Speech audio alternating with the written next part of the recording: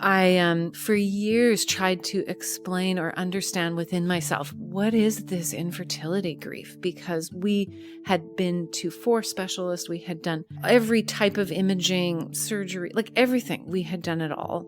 Chinese medicine, acupuncture, everything. And they had not found a single reason why for 11 years we were not able to have a pregnancy or to have children. And so it was so strange. I think if you have a definitive answer, maybe you can move away from that shock and be like, okay, this is my reality. You grieve, it's a death, and you move away. And for us, we were given just nothing. It was always like, actually, you should try this because it makes no sense. Actually, you should try this. Like, it was just so strange. So we just went through years with no answer. So it's this gray. That's Chanda Bosch, and this is The Stories That Brought You Here, a podcast dedicated to the stories of the people living in and around the Salish Sea. I'm your host, Chris Walklock, and it's my pleasure to get to sit down in conversation to hear about the pivotal and life-changing stories that brought people to the point that they're at in their lives right now. Chanda was born in Peace River, Alberta, and spent a lot of her childhood outdoors.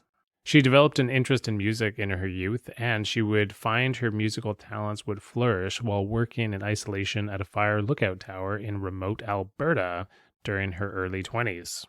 Chanda will go into detail about how her path in music was encouraged by certain people along the way. She'll also tell the pretty remarkable story about meeting her husband, Dan, and she will talk about their shared 11-year journey together of trying to become pregnant. We spend a lot of time talking about this, and Chanda goes in depth describing the grief of infertility that she suffered, but also about the lessons that she learned along the way, which was pretty amazing to hear Chanda's perspective. And she was incredibly open and articulate about how that whole process had unfolded for her over that time.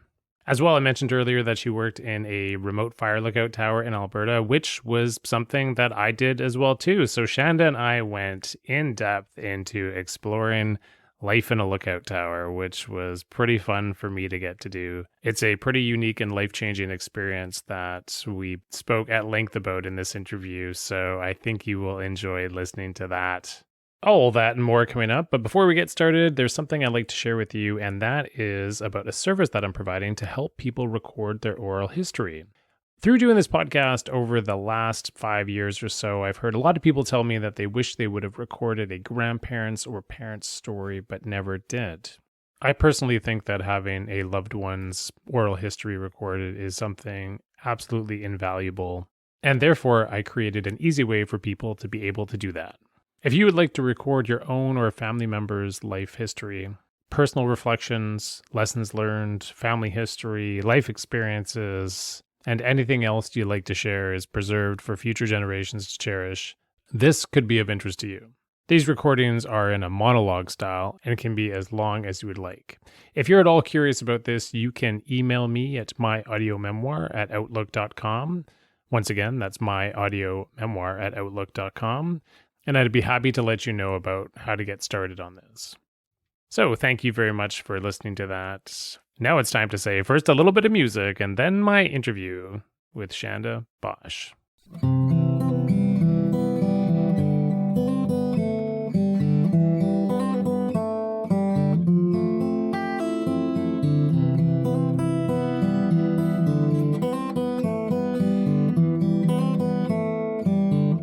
And then, if you need to go to the bathroom at any point, or if the phone rings, pause. or I turned my cell phone off, so okay, should be good. But don't feel bad about getting up for anything. And is there anything else? Oh yeah, right. And if you do say anything that you're like, whoa, I'm like, actually, I shouldn't have said that. Yeah, okay. Like we have vampire blood in our family and ancestry, and I was like, oh my gosh, Shannon, it's amazing. And I'll be like, shoot, I wasn't supposed to say that. Yeah, I was totally. sworn in a pact of. I'll edit that out. Okay. People won't know. It'll be good. That's awesome. Yeah. Anyways, and then this is the awkward part, getting started. Thanks for having me. I'm so excited. I like what you're doing so much. Thank you. I love it. You've needed to have me for a long time, Chris. Like, what the heck? I don't know what the heck. It finally happened. It finally happened. It's a Sunday. We're middle of May right now. May long weekend, Sunday. Woohoo! May long weekend. Beautiful, beautiful weather, May long weekend. It is so beautiful. Yeah. What have you been doing this weekend so far? We've been working on our boat because we're going to sell it and working on the baby room. baby Get in room. the baby room. Okay, because Tip-top shape. okay, how's it coming? Oh, it's so beautiful. It's great. But it always takes longer than you think. So, he's got an endless list of things on a weekend that he wants to accomplish. And it's quite unrealistic. This is how it is. So you dive into whatever you can and we'll get there. Yeah. What is there a feature of the baby room that stands out right now, or is Well, Danny was really adamant, like all sort of just natural wood everywhere. So all fur, anything that he's like built shelves and he's done cute stairs and he's done bookshelves and like we found pieces of dead arbutus from our neighbors, had a tree that fell.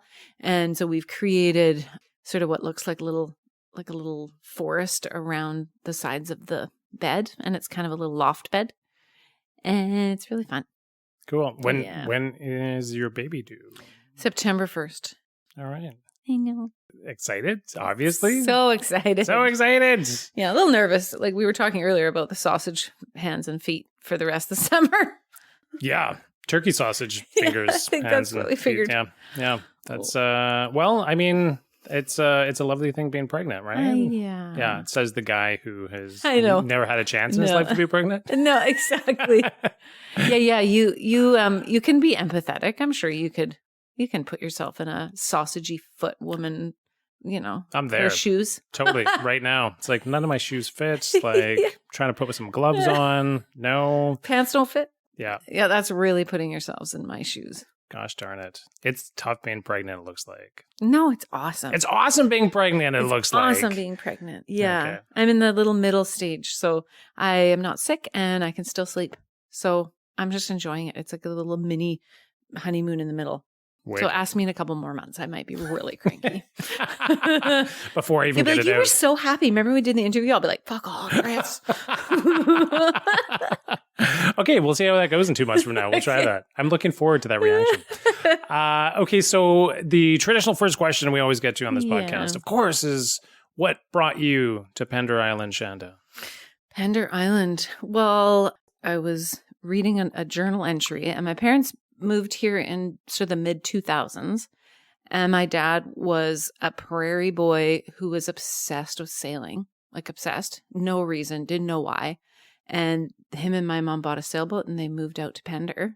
And so we came to visit them. We would come to visit them. And we loved Pender, but we were always really nervous about living on a small island with my family. So truth is we looked everywhere else, but we kind of looked between Dan's entire family's in Alberta. My parents were in BC. And we thought eventually if we have a family, we've watched friends move to be near a set of parents. And so we kind of went West Coast, Edmonton. It's not a hard one. So we stayed on Pender and then looked everywhere else. So we went and looked everywhere. Duncan, we were in Victoria, and we looked in just everywhere because we were like, it's too small an island. And then every time we would catch the ferry back onto Pender, we're like, we love Pender. Who are we kidding? So we started looking for a property on Pender. Yeah. Eventually we were looking for specific raw land with trees so that we could fall them and use them to build a house. So it kind of limited our choices. And then there happened to be a property for us on Pender. Cool. And so, like, what year was this in exactly? So we bought I was looking through my notes. We bought our property in 2013. 2013. Yeah. So literally this spring was 10 years. 10 years. All right. 10 years since having our property on Pender. And we were seasonal for the first bit of our time on Pender. And then eventually full time in 2016. Okay. Well, let's go into the building of the Or house. 2017. Anyway. Okay. Oh, no, that's okay. Yeah, the building of the house, because not everybody who moves to the island says, oh, we're going to look for raw land so we can basically like get our own trees and mill our own wood and build our own house. And this is what you and your partner, Dan, have done. So let's hear how that situation unfolded for you. Well, so Danny had his own mill. And so we were kind of prepared. Okay, this is what we're going to do. I mean, naive. You're always naive when you come to a big project like that. So we had our land and we worked seasonally in a fire tower. We can get back to that in the summers. And then the winters, we came back to Pender. So over the course of the years, we first basically it was just raw land. So we had to fall all the trees, and Danny, has his certification for that, but it was still terrifying. It's great. We're so naive, right? We come from Alberta and we're like, okay, yeah, this tree will, fall maybe halfway across our yard, and it falls like across our yard and then almost across the neighbor's, empty lot, thankfully, of just trees that have fallen as well. So it was totally insane. And then milled all that wood and had it ready. And we first built 100 square foot cabin. And then we lived in that for 5 years. So for the first 4 years, we didn't have power. And then the last year we got power. And so I've showered outside for those 5 years, which was awesome. I feel really proud of those years.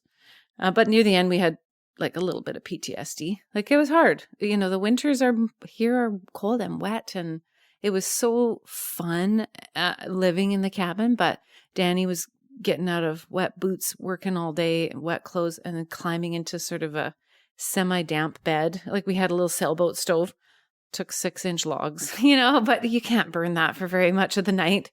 And so then he was getting back into his wet clothes. It was a bit rough. He got pneumonia a couple times. Oh, wow. Really? Yeah, over those years. And so near the end, when we finally had power in that last year, it was like game changer. I could use blender. Why did you guys not toast. have power for so many years? We just didn't have power hooked up to our land. Okay. Yeah. So once we were actually building the house, then we got a pole and paid for all that. Yeah. Yeah. Because these things cost money. These things cost money. Yeah. They do. Yeah. Yeah. So we just lived without power, and we had a couple solar panels, and it was awesome. That's a grind, though, right? Like, Such a grind. I'm just really trying to put myself in the head of someone who has taken showers outdoors like all year round for was it 4 or 5 years? Doesn't matter if it's 4 or 5. It's a long time. Because we were working at the tower, which So then in my summers, we were collecting rainwater for showering and all the things, and then we would come to Pender in the winters, and then we would shower outside. We had hot water on demand. So, that is a game changer, because in the summers it was just cold rainwater. We didn't have hot water. So, Dan says he started me out real with the basics, so that everything he did, I'm like, yay, a bathtub. Yay.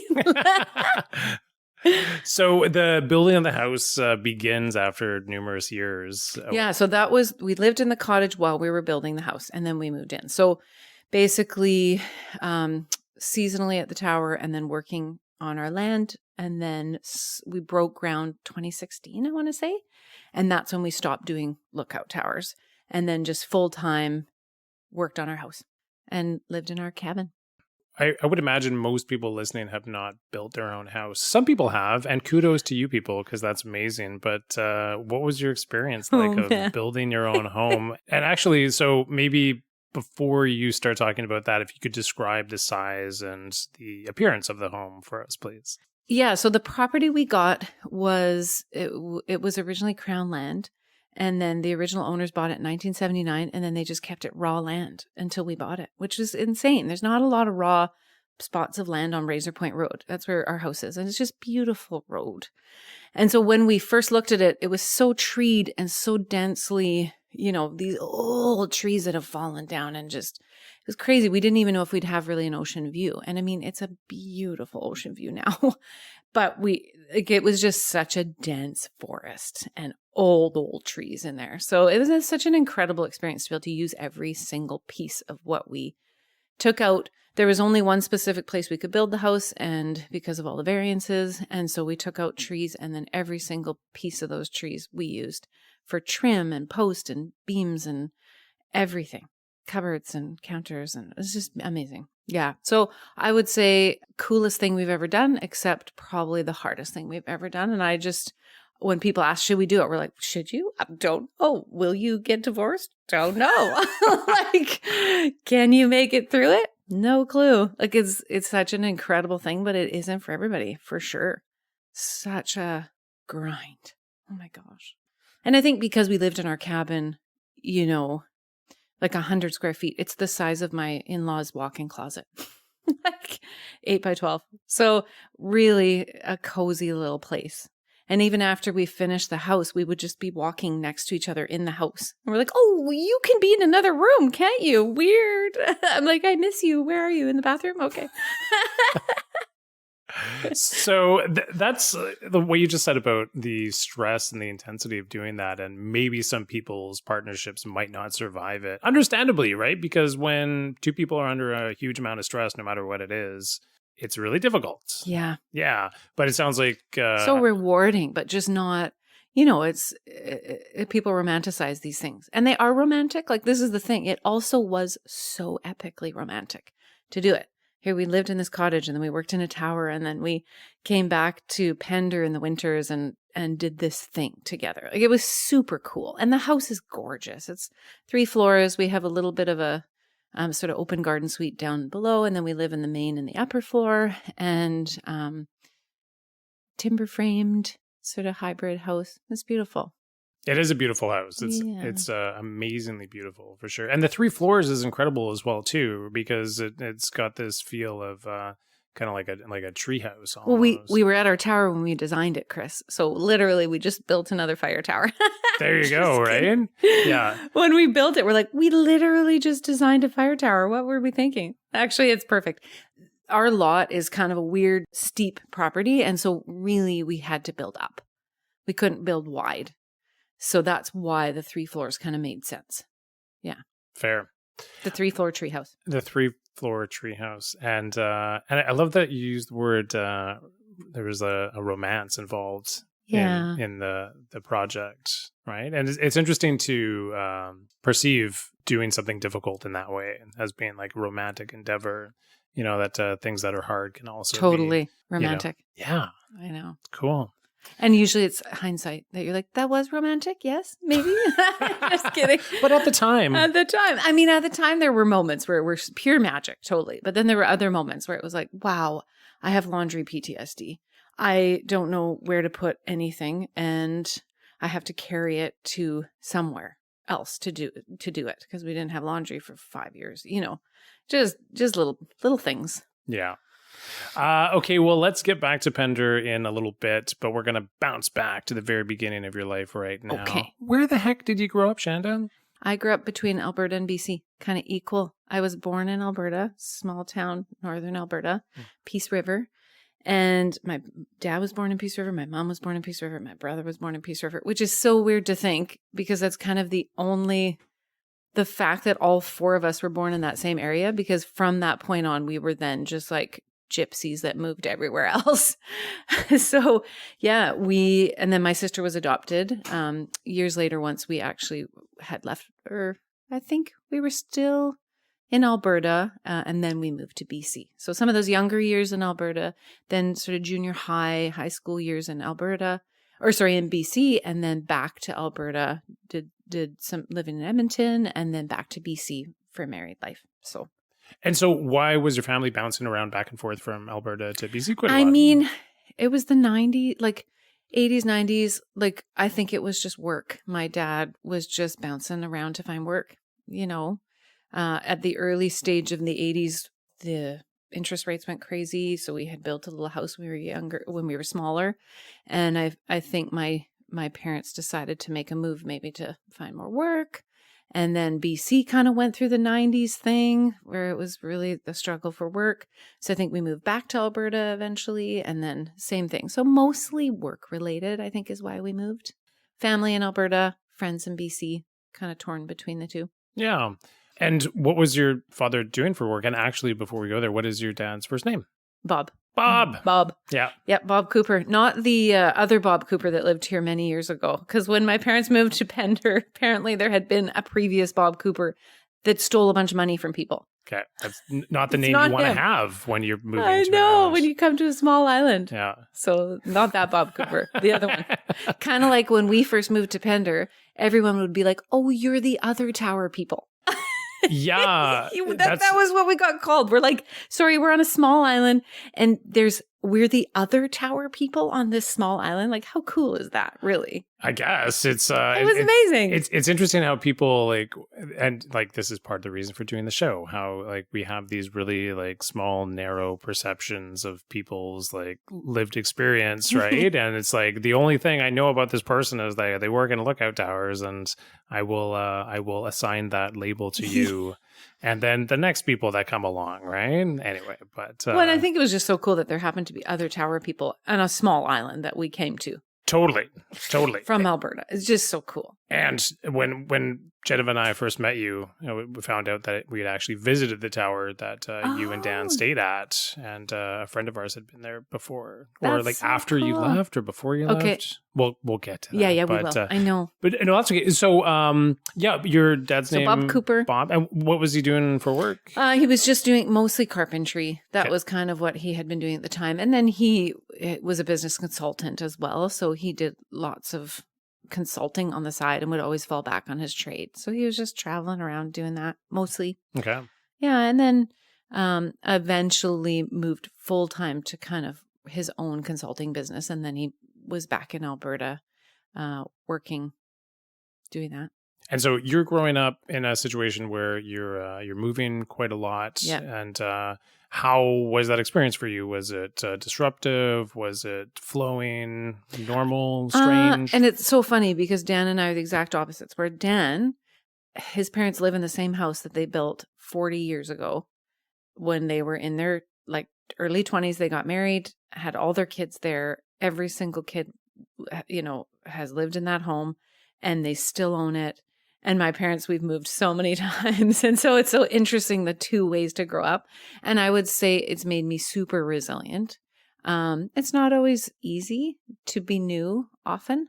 And I've had to learn to kind of manage that. I think it's made me definitely able to meet people easy and get to know people. And yeah, I don't know. I've kept a lot of those first friendships in the younger years. Actually, I'm really close to those people, which is neat. So still some of the friendships, even though we've moved, have really stayed the test of time, which is awesome.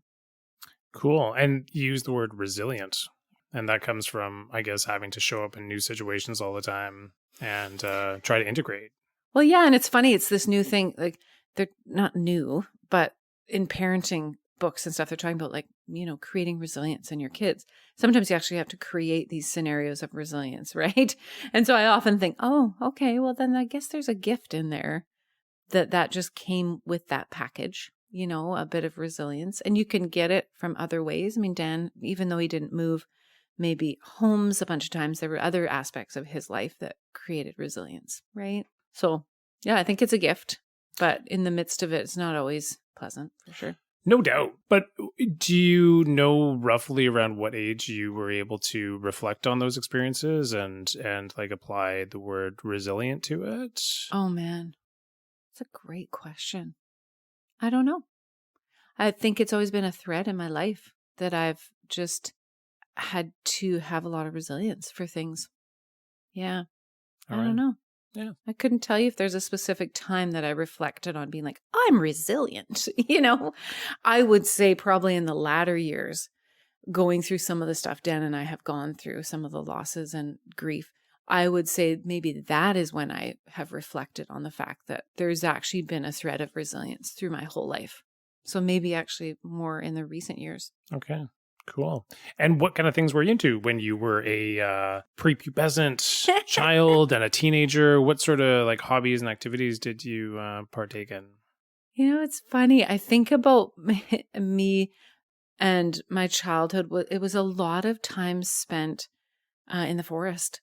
I would just go explore in the forest. We lived for a big chunk of our time in BC on a hobby farm, a lake ridge. And so, I would spend hours winning over the chickens and the sheep and every animal in our yard, and just hours going by myself into the forest, eating alfalfa. It was kind of, given that I would have alone time. So it was interesting to learn more about my personality as I became an adult, realizing I'm actually very introverted, but introversion time was always in ample, given to me. So in social settings, I would seem extremely social for these pockets of time. And I love people and I love communicating, but I always had alone time, just sort of taken for granted maybe. So yeah, a lot of time just spent with animals on the farm or being in the forest. So you weren't really a TV kid at all? We didn't have TV. You didn't have TV? No, we didn't have TV. Whoa! Didn't have a TV. And I haven't had a TV in my life as an adult for probably, I want to say 15 years, maybe more. Have I ever had a TV actually? I think maybe a roommate has had a TV, but yeah, no TV in my life. Well, I think that's a very fortunate experience to have in your childhood to not have a television. It is, except when you're at a restaurant, then you're the person who cannot pull your eyes from a TV because you didn't grow up with it. What is that in the corner of the room? No, I'm not even joking. You're like, wow, I don't even like this TV, but I am that kid. I'm that person. Yeah. So we cannot connect on topics like The Cosby Show or Growing Pains, but we can connect on topics. We had friends who had TVs. Yeah. We had friends who had TVs. Oh, and you know what? Now that I think about it, my parents had a tiny little 6-inch black and white TV that sometimes we'd pull out and we would be able to watch Home Improvement, Fresh Prince. 2 shows I watched a lot of when I was a kid. Yeah. So that I remember that, and the raccoons. Oh, the raccoons. Good right? CBC programming. So sometimes we could pull it out. We could get that to work. Well, like speaking of raccoons, you mentioned animals, and you spent a lot of time playing with animals and engaging with them. So that was something that really was within you, was developing connections with animals. Totally. Yeah. For my entire life, I've been just drawn to animals, wanting to be around animals, love animals. Yeah. Just out of curiosity, what is it exactly about animals? Because not everybody's an animal person. And for myself... I know, and we don't trust them when they don't like animals. No, I'm just kidding. Just kidding. Yeah. Well, I'm not a huge cat fan myself. You might have to edit that out. That could be offensive, Chris. No way. We're leaving that in. Well, yeah. So like, to me, I love dogs. I love being around dogs. But like chickens, for instance, I wouldn't give them the time of day necessarily, right? But from what I was gathering, it sounds like that you had an appreciation for lots of different animals. Yeah. I honestly don't know. I think it's the time. I like reforming animals too. I really like the real old salty, the cats that are feral. I just love it. I like the time it takes to get the trust of an animal. I think it's so neat, and just spending time. So even at our tower, we would go back every season, and there would be return animals that we'd be like, oh, some gray jays or owls or just different creatures that we started to, and the swallows, and they would come back, like just build a bit of a relationship with. And I like that about animals. I mean, there's a thrill, especially if it's a wild animal, that just lets you experience them a little bit. And I think we've had neat conversations, you and I, and Geneva at the tower, 2 different experiences with animals. And I don't know, something super powerful. Yeah, totally. Trying to communicate with ravens, for instance, stands out in my mind. And when you feel like you get some kind of engagement from a raven, that it's like, whatever, buddy, quit trying to make your silly sounds and pretend like you're talking to me. You're like, oh, you actually paid attention to me, Mr. Raven. That's so great. And then there's some people who hate ravens, and then the ravens like torture them. Yeah. Which is so like, just keep dropping stuff on their head, or, just being little turds back. And I think it's just neat. Yeah, there's maybe just a respect there, right? Of sort of the depth of what an animal is experiencing or thinking, or I don't know, curious. Yeah. But it's cool. It's cool that was, sounds like that was super important to your developmental years and going into being an adult now. Yeah, for sure. Yeah. So as well, too, I know that when you were in your later teenage years, you started to get involved in the world of music. Yeah. And Well, it was neat. Again, a lot of it came from the tower experience. So maybe we should talk about the tower experience, because that definitely fed into my music for sure. Let's go there. So to give a little bit of an intro, there are fire lookout towers that exist in Alberta.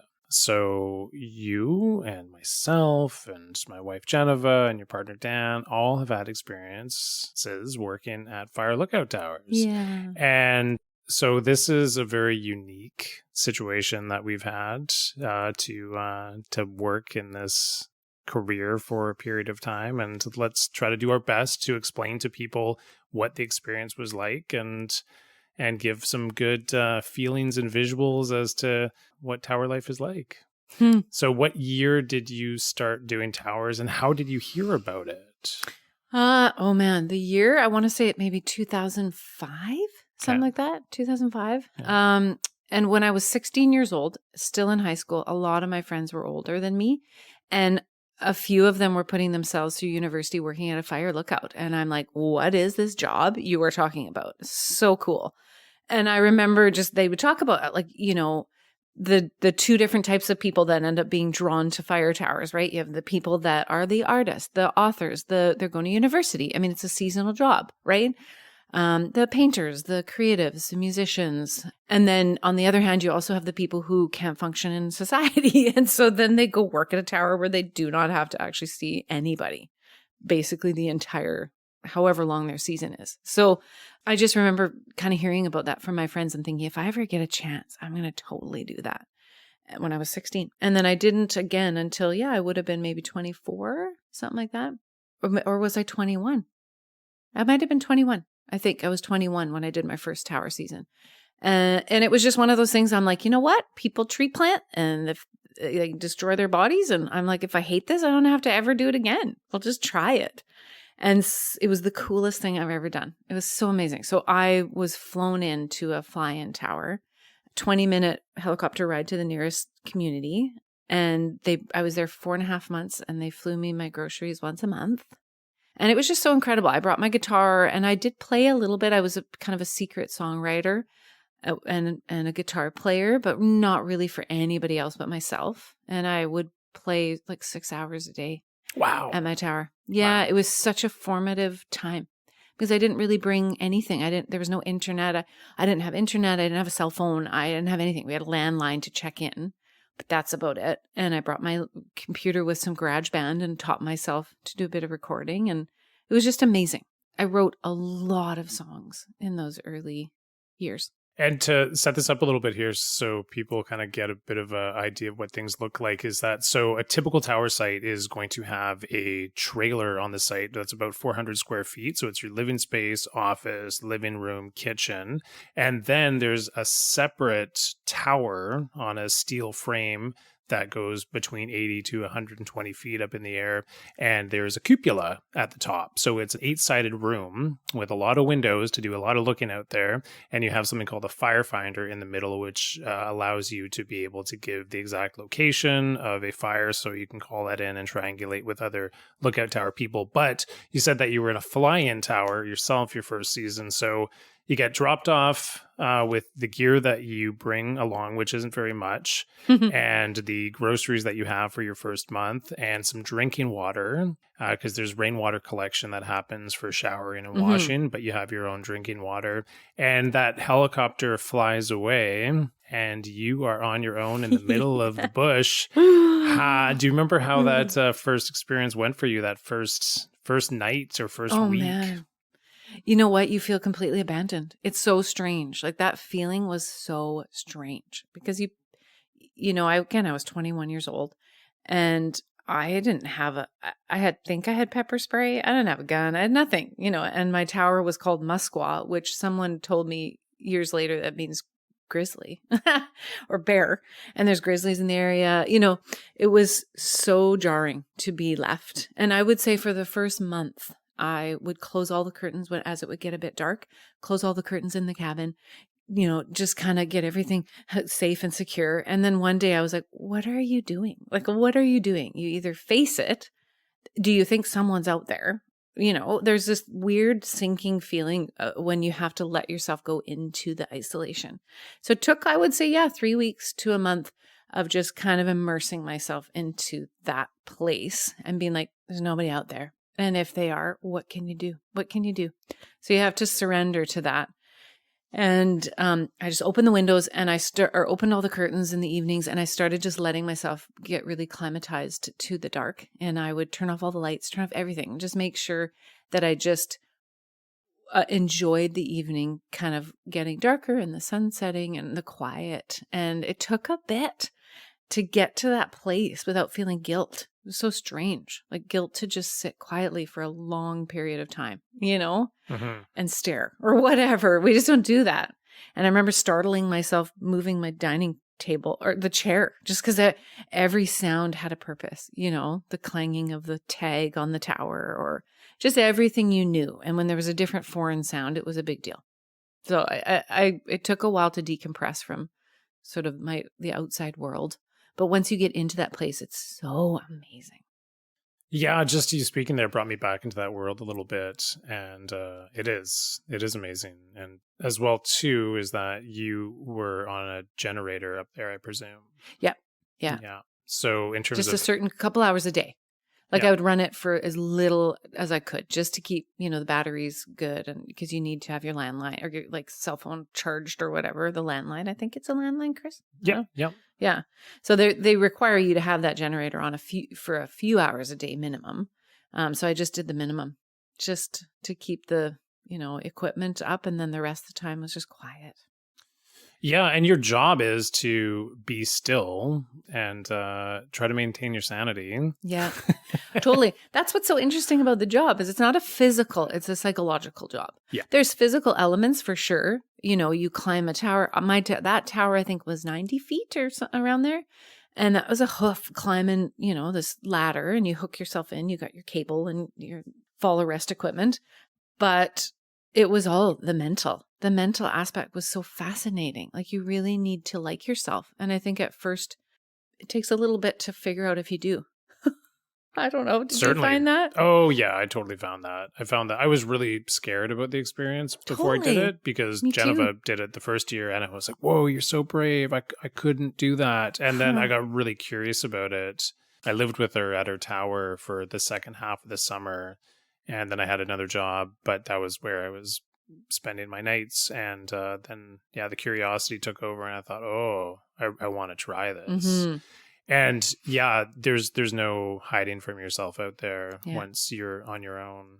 And it's amazing what you said about the sounds and how you become so connected to the regular sounds of your day and the actual quiet that exists out there. And the depth of being present with yourself and then also the land as well too. So what the job consists of is on days where it's extreme or high fire hazard, you have to climb up into your little cupola and you spend usually between the hours of 11 a.m. and 8 p.m. looking over the land, watching for smoke to rise, which could potentially be a fire, which you would call in and alert somebody to, and then they would send a helicopter to go explore and see if it was a fire. So there were a lot of 9-hour days spent staring at the land. Totally. Yeah. How did that? So used to it. Yeah. How did that feel for you in terms of those? Because you talked about like the psychological aspect of being on your own, but what about just being confined to that small space and looking out through the windows all the time for something that actually usually never happens? I know. Well, it's amazing the difference. My first 2 seasons that I did were very isolated by myself. And then the last 4 years that I did, I was with Dan at a tower. So that changed even the feeling of isolation and the difference of experience. And so I think the coolest thing was constantly, repeatedly staring at the same land and noticing anything different. Just you're paid to notice all the little details. You're paid to get up in the morning, check your relative humidity, go see if there's like buds that have, budded. But, you're like paid to write down those observations, right? And so that part was so neat because it just slowed everything down. You're like, I am supposed to observe all of these changes. And I don't know, even when I finished my first tower season, I remember going back to Edmonton and hanging out with some friends. And I could almost not talk about it. I just got teary-eyed just talking about it. It was so powerful. Just going into that place of heavy, isolation. I don't know. And I know it's not the same feeling for everybody who goes into isolation. Some people shouldn't, For me, it was just so powerful. And the trees buzzed. There was like an energy. It's true. I don't know how to explain it. Yeah. Well, there are so many different ways to explain it, but it's a challenging one to explain because there's such a richness of connection to the land and to yourself that I found as the weeks went by I would sink deeper and deeper and deeper in such a positive way Yeah. into those experiences. And yeah, there was such a payoff in terms of spending 1 month and then 2 Yeah. and then 3 and then 4. And then usually by month 5, it got to be a little tiring and the fall was about Yeah. to kick in and it was But good that's just time to leave. psychology, right? You knew your limit. It's funny how when we're given a certain amount of time, like if you're told it's going to be 7 months or if you're told it's 4, 3 months and 3 weeks in, you're like, I gotta get the F out of here. What's going on? If your season's going to be 7 months, 6 months and a half, you're like, okay, yeah, I can't do this anymore. Like, it's just so incredible. Yeah. The psychology of the timeline, right? Yeah. Definitely. Which like in other things in my life, if I've been having a hard time, you know, like finishing something or Yeah. whatever, like I'd give myself like a false timeline. Like I'd be Yeah. like, oh yeah, like this is gonna take 7 hours. It's like, oh, it only took 5. That was great, right? And yeah, you just trick yourself. Totally. But you said you were playing music 6 hours a day up there. Yeah. I was. So one thing that I found being at the tower was this deep sense of feeling free because you weren't being watched by anybody. So this was the first time that you were really, really digging deep into playing music? Totally. Yeah. I had never really played. I mean, my whole life I could sing, but I was very shy. So like you couldn't, you know, I maybe had some secret songs I'd written, but I wouldn't play them for people. And I had played at a few friends' weddings or done a few things because I could always sing, but I often would play my own songs, you know. And then eventually when I was I think I learned my first 3 chords on a guitar at age 17. Like music is such an interesting thing for me because a lot of people are like, you know, I was 3 when I was handed a guitar or whatever. And I didn't. I was 17, 18, 19, you know, and I was still very kind of shy about it. And if you asked me to play in front of people, I would just get so shy and it was stressful, but I couldn't help it. And music is so interesting because there's been so many times in my life where I've not wanted to do music. I just want to be done with music, and music just haunts me. And so it's such a different thing with music for me because some people are like, I just wanted to be a musician so bad. I'm like, not me. Like I couldn't help it. I could not help it. Over the years, like writing songs, I've had so many strange experiences of songs just being delivered to me, you know? Like I really honestly have had such a strange relationship with music. You know, I feel like music kind of just hunts me down. I can't get away from it. Really? Totally. There's been so many times where I'm like, oh, because it's so much work. It's so much work, even recording all the albums I've done. I mean, for very little pay, you know, and it's just a lot of heart energy and all the things of being a creative artist, like all those things, being an artist, being creative. I think a lot of people can relate to that. But for me, that was my experience. It was, if I could have done anything else, I would have.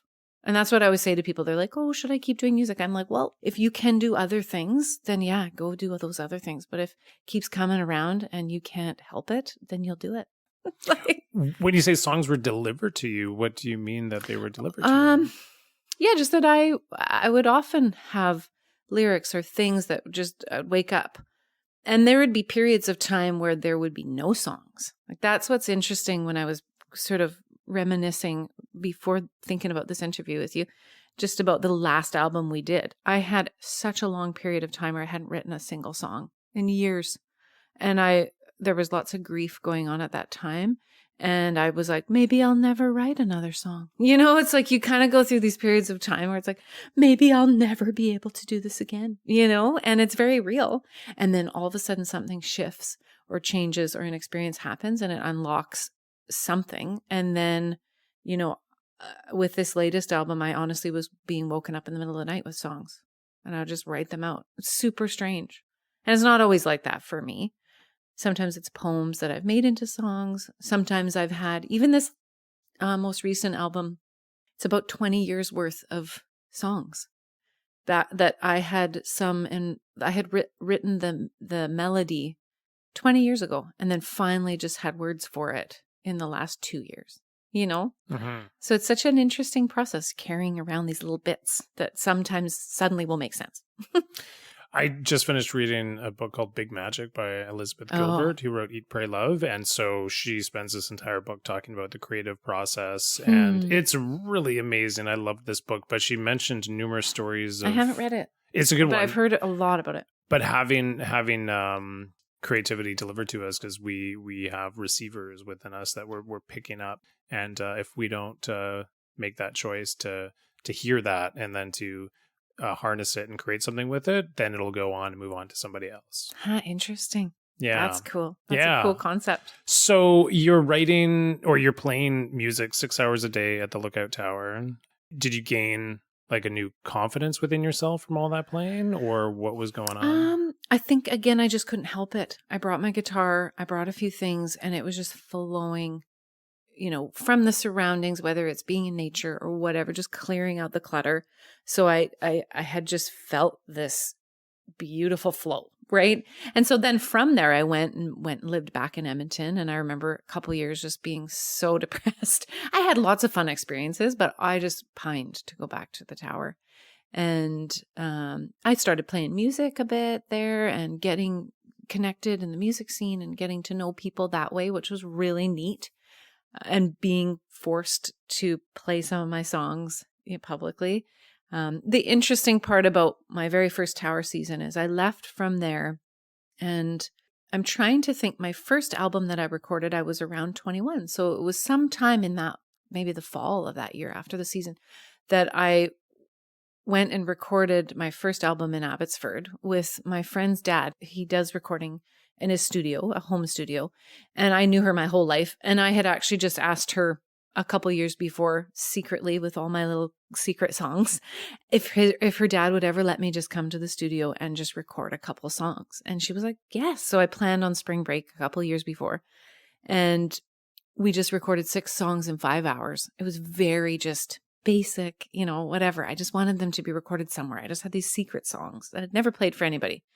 And so he contacted me like a year later and was just like, you know what? I keep re-listening to your songs. I do. And he's like, I think you need to record an album of music. And I'm like, well, I don't know what I'm doing. And so, because he said, I know you have more. And so why don't you come, set aside this time? I mean, it's such a beautiful thing that this person did for me. I still, sometimes I'm like, whoa.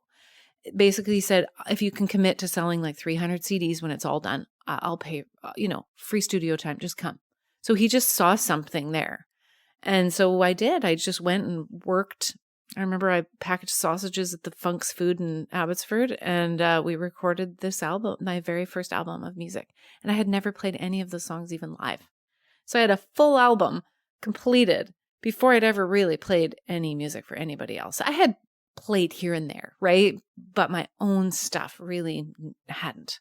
And so then I went from that experience to back into Edmonton and just kind of started getting into, because then people could hear what I sounded like, right? There was a reference for me, even though I'd never really played them live for people, there was a reference. So then I started connecting to such wonderful musicians and people and getting more connected in the music scene. And then I chose to go back to a tower. I was playing with a previous cellist in Edmonton who was a lovely, awesome guy. And I went back to my second season of towers, and that's when I met Dan, because he worked for forestry. And then our relationship was kind of intertwined, and then we started playing music together a couple years into our relationship. And he built himself a cello at 30 years of age, taught himself to play. And then because he had a crush on me, and then he replaced my previous cellist. I mean, come on. I love it. He built himself a cello. Dan is so unbelievably talented. I know. He's so creative. Yeah. The story of how you met Dan, I thought, is really interesting. I don't know if you want to get into that a little bit, because Sure. I think it's really great. I didn't actually know the story till we had a phone conversation before the interview. I was like, oh, wow, that's how it happened. But maybe if you could let the listeners know how this wonderful gentleman came into your life. Well, I remember telling my family I was going to go back and work at a fire tower again, right? So it's 2005, took 2 years off, and then 2008 I went back. And I remember people just making comments. I'm in my late 20s, just about like, well, it's not really helping your single cause by going and working in the middle of the forest. And I remember being like, well, maybe whoever I'm meant to be with is just going to come out of the forest, and then there was Dan. But yeah, so Danny was a forestry firefighter for many years. He was a sector leader and he worked for Alberta Forestry as well. But he would be on the fire line pining, drawing pictures of fire towers. And I mean, there's not a lot of guys who are firefighters that are pining to be a tower person. It's just not, it's a two very different worlds. Very much, yeah. And he secretly, and so even before we were dating, once I had met him, I remember talking with him because he wanted to work at a fire tower. I'm like, do it. This is so awesome. And so our paths crossed because my first tower season in 2005, I trained with my buddy Doug Hauer, and he was at an adjacent tower to me. So we had to check in with each other when we would climb on the ladder, when we would, mow our lawn or whatever. And I went away for 2 years and then came back in 2008, and I took a different tower, and he had been at a different tower, and we happened to be adjacent to each other again. Doug, you're my tower buddy again. You're my tower buddy again. So great I'm like, moment, Dougie. great moment. Yeah, he's so sweet. And it happened that Doug's tower was a 10-minute drive from Dan's property, kind of in High Prairie there. So Doug would talk about Dan all the time. Dan. And at the time, Dan was married to his previous wife. And so, I mean, Doug wasn't even thinking about it, and neither was I. It was like, Dan. But he would just talk about Dan all the time. He just loved Dan so much. And I mean, he's such a lovable guy, but I didn't actually meet him until midway through the summer. His ex-wife was my tower supervisor. And so my car broke down and I was like in tears.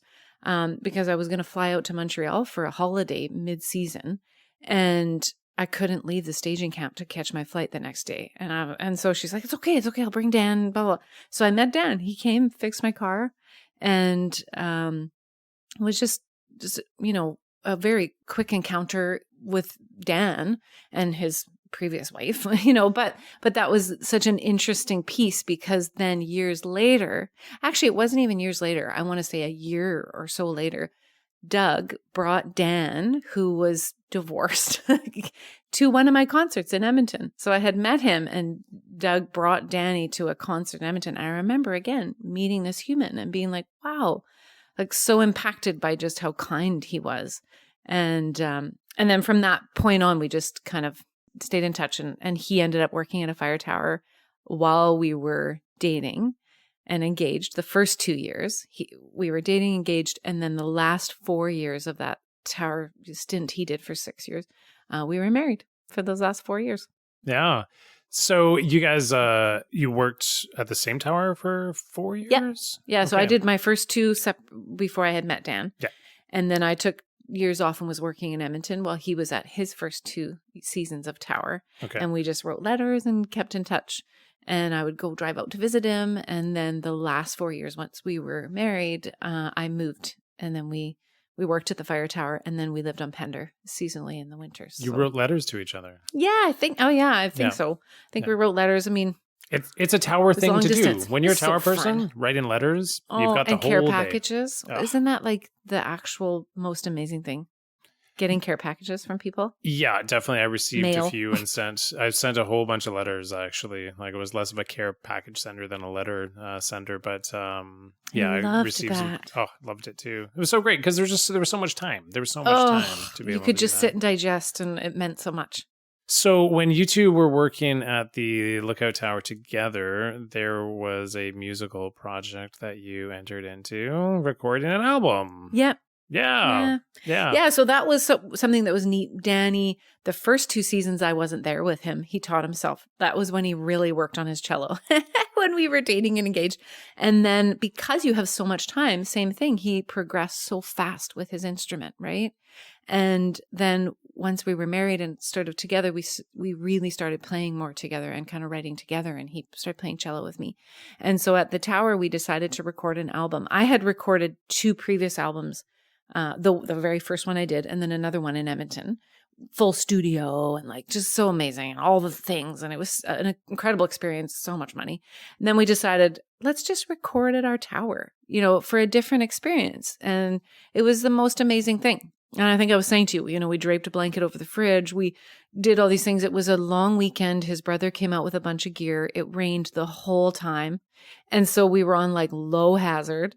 And so we just decided, okay, let's just record however many hours a day it takes. and we did A Lover Flies South, that album of music. And so mostly all the cello, all the vocals, all the guitar were recorded at our lookout. And then Stevie, his brother, took it home, and then he added other instruments in Danny's grandma's old suite on the property. So nothing was recorded in a professional studio for that album. But what incredible memories, I imagine. The coolest. And we did record a video out there because I knew that we wouldn't be doing this forever. And I wanted to capture our lookout tower, just what it was, the experience, that time together. So we recorded a music video to the song Fly out at the tower. So you can see that online on our YouTube or whatever. I'll put a link to it for people to check in the show notes. So people so you can see the tower. There's little clips of the video of the fire tower, of the cupola. You can kind of see what Chris and I were talking about, what that physically looks like. The little red bubble. Well worth checking out, for sure. And actually, just to take one quick step back, I was just thinking about what it was like for you going into Edmonton and being part of the music scene and developing as an artist, and also growing up as a person through your 20s, through that whole experience. What was that like for you? Because there's so much vulnerability in being a creative person and performing in front of people. And it sounds to me like you really stepped into that through previous conversations that we had about integrating yourself into the music scene. But how do you reflect back on those years in terms of what you were pursuing and how much time you were investing into the exploration of being a musician? Well, again, music just kind of kept harassing me. So it would find me and I couldn't not do it.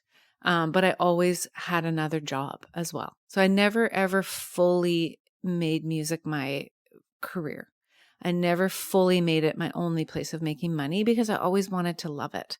I think I just had watched so many friends, and I have so many people that I know and love who are such exceptional musicians and incredibly talented and who just barely make it, you know? So I don't know, the arts, whatever, we could go on philosophical like tirades about why that is, that the arts always suffer, you know, or that you don't make money or whatever, or the dichotomy between those who do and don't, you know. But I feel like I kind of kept other jobs. So I just did other jobs. And then I always had my music that I was pursuing and doing, or I would have songs. And then eventually an opportunity would come up to record, or Dan kind of grew up in a pretty musical family. I didn't really. We had music around us, but it's not like, you know, we were all crazy musicians in my family. And so I feel that we definitely kept coming and circling back to music no matter what, even in our relationship, Dan and I, but we always had other jobs. I don't know if that kind of answers what your question or. Yeah, well, because the pursuit of it, and it sounds like you were able to put the music on one side and recognize, like, I don't really want to jump with 2 feet in with the, like, you know, almost guarantee that this is not going to wind up being like a lifelong pursuit. But you're so heavily invested in it regardless that, like, you've got your day job, but like this is something that you're going to be pursuing regardless, right? But the experience of meeting other musicians, going up on stage, getting a gig, recording an album, like, what do you think was it that really kept you going through all that? Honestly, that's such a good question because it does cost a lot of money and it's a lot of work. So I think I couldn't help it. I just would have these songs and I wanted to share them. I think that's what it is. For me, I'm so much more motivated by a shared experience with music than I am by performing. Like being in front of people or the attention. No. And I mean, as you know me now a bit more, you understand, like, I have this introversion part that can immerse deeply into being alone. And so for me, performing is honestly a huge mental thing I have to get over every time, even now after years. But if I'm connecting and I feel that, then I'm like, I can do this. I love this. Right. But just to be in front of people or to be a performer, it actually doesn't feed. And Dan and I are similar. We both almost get a little bit ill, like every time we have to. And then after, we feel such a deep connection. And I feel like people respond so amazingly to the songs. And they have told me that. And that's what's kept me going. I was like, okay, I got to keep doing this because people need these songs. I think that's it. It's just like a bit of in service to something. I mean, it sounds so cliche because it is. We've all read the books about that, being a creative and being in service, but it's actually just true. You are unable to help the fact that you need to deliver this to the world, even though it's sort of uncomfortable often.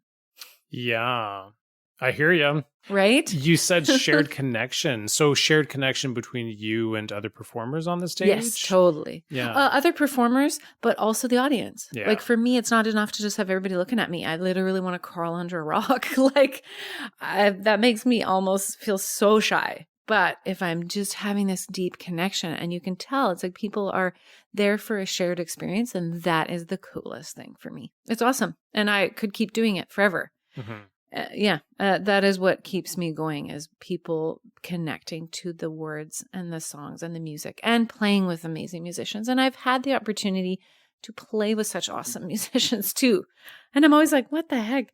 I mean, the last album we did, it was so amazing because a lot of people were not touring. So a lot of my amazing musician friends played on that album because they weren't away touring. So I got to have them.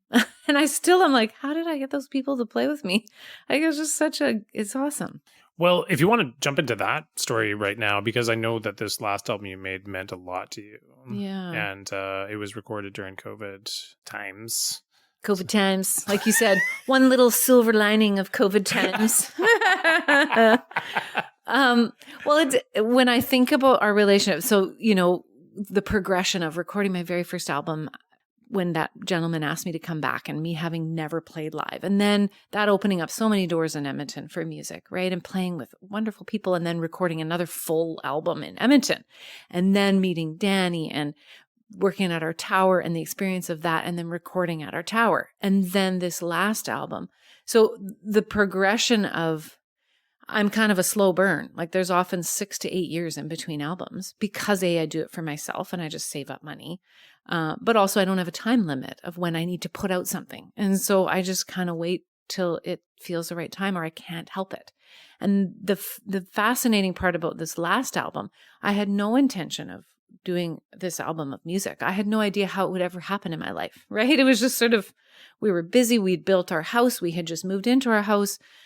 It's kind of crazy. Through the years, one of our threads is that Dan and I have had the battle of infertility for like 11 years. And so throughout our entire marriage, basically, that's been this thread. I mean, it's come out. I've tried to write songs about it, but I actually hadn't really been able to put it in words. And so I just contemplated for a lot of those years. And infertility is so strange. One of the things that I have observed about the grief of infertility is it's different maybe than the grief of a loss that is a point in history, where you move away from that point in history kind of outward, like the expanding universe, right? But I for years tried to explain or understand within myself, what is this infertility grief? Because we had been to 4 specialists, we had done every type of imaging, surgery, like everything. We had done it all. Chinese medicine, acupuncture, herbs, everything. And they had not found a single reason why for 11 years we were not able to have a pregnancy or to have children. And so it was so strange. I think if you have a definitive answer, maybe you can move away from that shock and be like, okay, this is my reality. You grieve, it's a death, and you move away. And for us, we were given just nothing. It was always like, actually, you should try this because it makes no sense. Actually, you should try that. Like, it was just so strange. So we just went through years with no answer. So it's this gray. And when I came to a place of trying to accept, like, okay, this is my reality. I think my path is that I will be childless. I can't imagine that in my mind's eye because of just who I am and just what it was in my heart. But it was like, okay, I need to come to a place of acceptance. And so this was in the last few years. I just, we did all the things, meditating, all the spiritual stuff. I was reading all the books. I was doing all the stuff just because I'm like, okay, I need to come to that place, even though I'm not given a definitive answer. of no or this or whatever. I have to kind of create that within myself, that answer. And so a lot of things happened during COVID. One of them being we were pursuing another kind of avenue of a little bit of fertility stuff, and it all just got canceled. Everything got canceled. I was going to take a course, and so I had put a pause on my job, and I was going to do online schooling, and then COVID happened, and that all got canceled too. So it was the strangest thing. Everything got canceled for me in this one period of time. And so I just had this weird time set in front of me. And I'm like, okay, this is the time. No one's going to come to my house because of COVID. No one's going to show up. I can go into my grief. So it was after like a decade, right? Or maybe not quite 10 years. Yeah, about a decade. And I just went into that place because I'm like, no one's going to show up. I can actually go there and face these years that we've been building. We've been doing so many fun things, but still this thread of infertility and unanswered questions. So it's the first time I deeply went in there. And that was when all these songs started coming back to me in dreams. I would wake up, like I was telling you, I hadn't written a song in years because it was just, we'd been so busy with everything and fertility stuff and building our house and all. So I hadn't written a song in years. And I was like waking up with songs. I had this reoccurring dream about shaving my head. And it was so weird because I had 10 years worth of growth in my hair too. Like it was long hair. I loved it. I've only had long hair. And I remember saying to Dan one day, like, babe, I keep having this weird dream about shaving my head. And he's like, whoa, okay. If that's what you feel you need to do. I'm like, no, hell no, I'm not going to shave my head. But I just wanted to find out what you think and then it just kept coming back. And I'm like, what an interesting thing. So I started researching about shaving heads and all these parts of the story. And there's so much history about grief and shaving your head and women. There's a lot of power in a lot of those things. And emotions in hair and just weird stuff that I was like, whoa, okay. And so eventually I shaved my head, and it was the craziest experience of my life because with the grief of infertility, it isn't a point in history you're moving away from. What it felt to me was like this constant linear grief, like month to month, like linear, and you're actually in reverse from like death towards what you hope is life because you're still hoping. So you're not moving. For the longest time, I just couldn't put that into words. And then when I shaved my head, it kind of became this point in history that I was like, okay, that is my moment. I am going to move away from this time. I just created that moment. It was like a key. So it kind of unlocked. And that was when I decided to record this album. I'm like, okay, I'm in this. I'm in it. I'm so there. I've been given this time. Like everything's canceled. I just coordinated. It was a bit strange because we couldn't all be in the studio at one time because of COVID restrictions. So then it would be a certain musician at one time. And I recorded, most of the album was in Vancouver with a musician called Jordan Clausen, incredible producer guy. And so I spent, 4 months like going a week at a time, and I would just go and we'd record, and then we'd coordinate with the musicians that came, or they would send me stuff digitally and we put it together. And the crazy thing is, over the course of that recording, I just realized this today, the first week of deciding to actually start that recording, I found out I was pregnant. Actually. Whoa, really?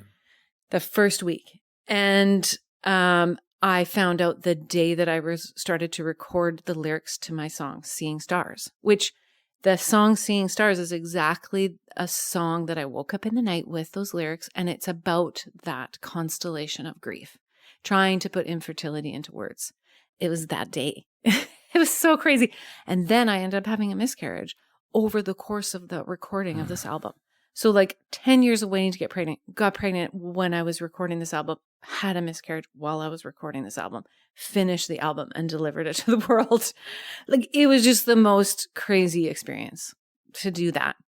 And that's why I think it's so impactful and why I feel so like blessed that I got to do it, because I don't know how I would have ever been able to do that had the stars not aligned, and had not I come to a place where I was just ready to dive into the grief.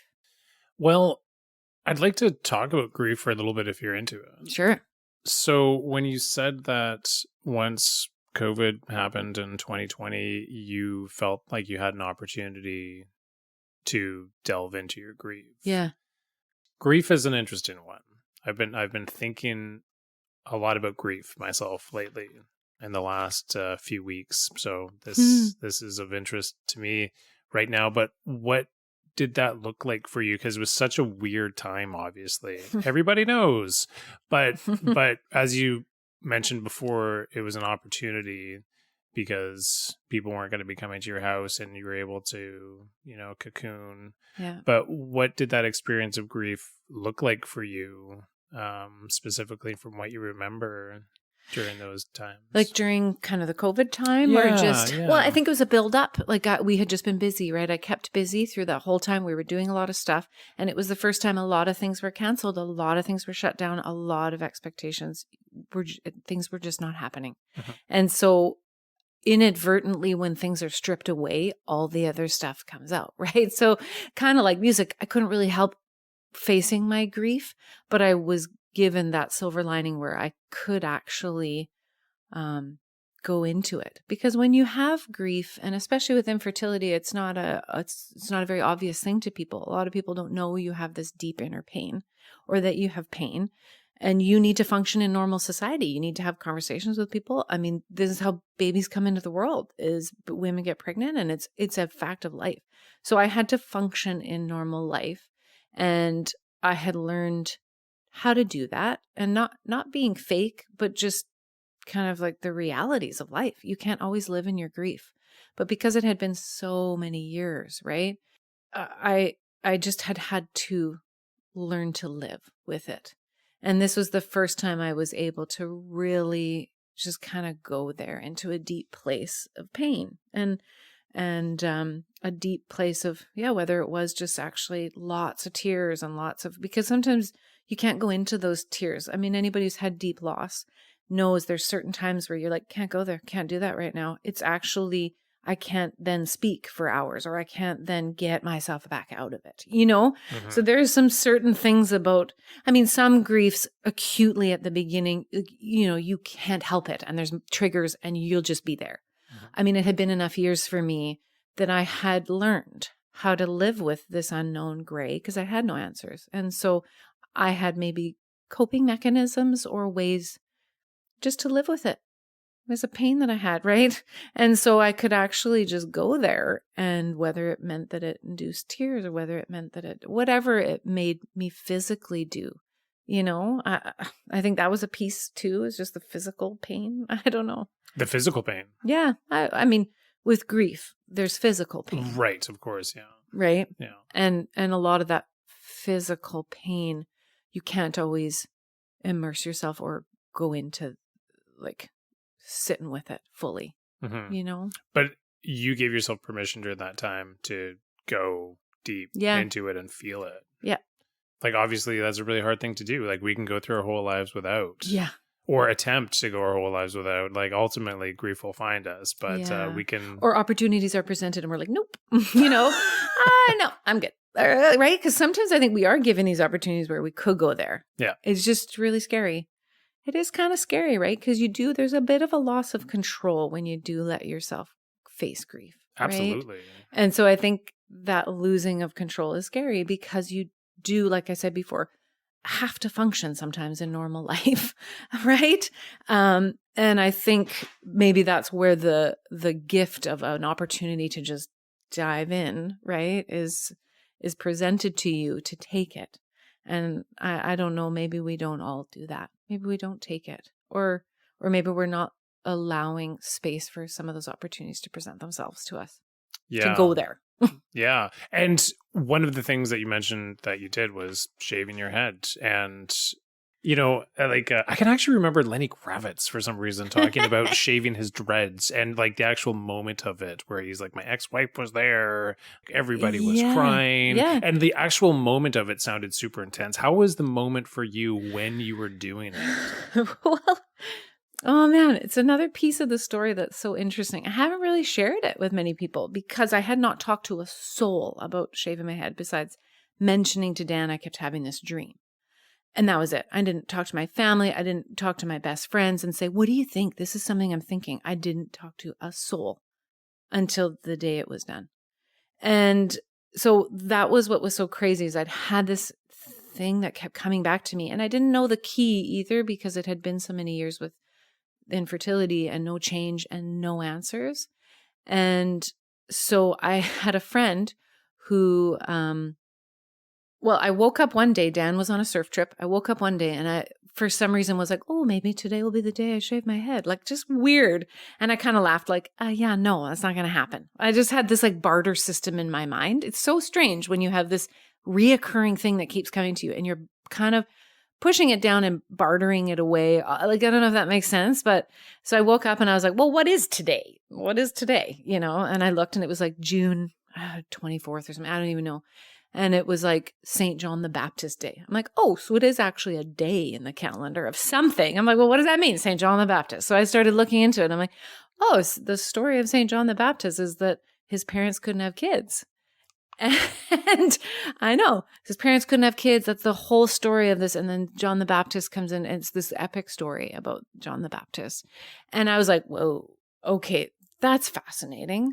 So I kind of ignored it a bit, but I'm like, that's a bit interesting. And then I remember just sitting on my phone and I'm just like buying time. Dan's away surfing. It's like Saturday morning or something. So then I'm looking and there was this weird pop-up like of a horoscope or something, which I don't click on these things ever. I don't. And I was like, well, what is this horoscope for the day? And it's like, do not do anything of significance today without the presence of a female, some other female to walk you through it or something. And I was like, what is this? This is so weird. And my friend popped into my mind, who is a hairdresser. She popped into my mind. It's actually Sherry. And she popped into my mind and I was like, so weird. Okay, put it away.